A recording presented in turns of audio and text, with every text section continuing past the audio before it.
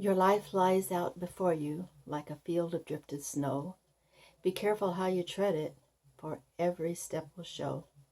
Hi, my name's Laverna Sabranki, and I just want to talk to you a little bit today about how your life can impact those around you.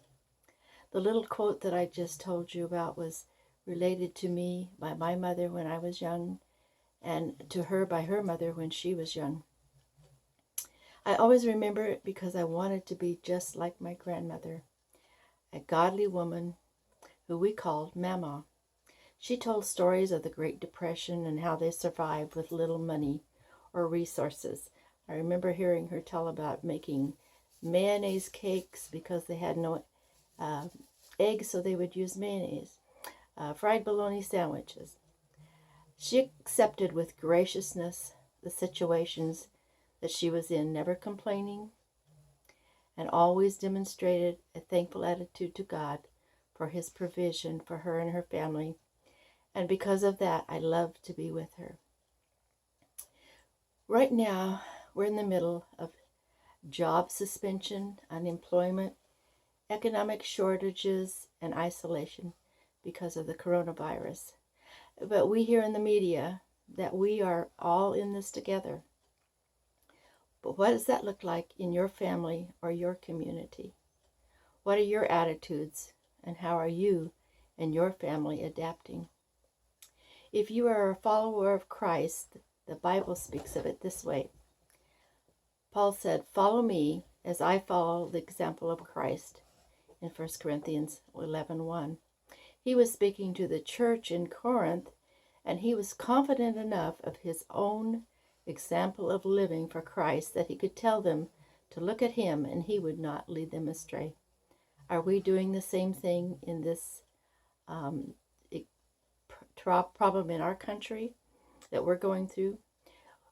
We are hearing beautiful examples of people sharing food and sacrificial giving of their time and resources to those in needs. And yes, Christ did tell us to do that. But how about our examples of attitude? Are we looking for someone else to blame for all the situations we're in? Are we looking to a political party to blame, or a country, or a federal or a state government, or a neighbor, or an employer? Do we have unforgiveness in our hearts and anger towards a family member or a neighbor? Remember all those little eyes watching you. Every step you take, someone is probably watching.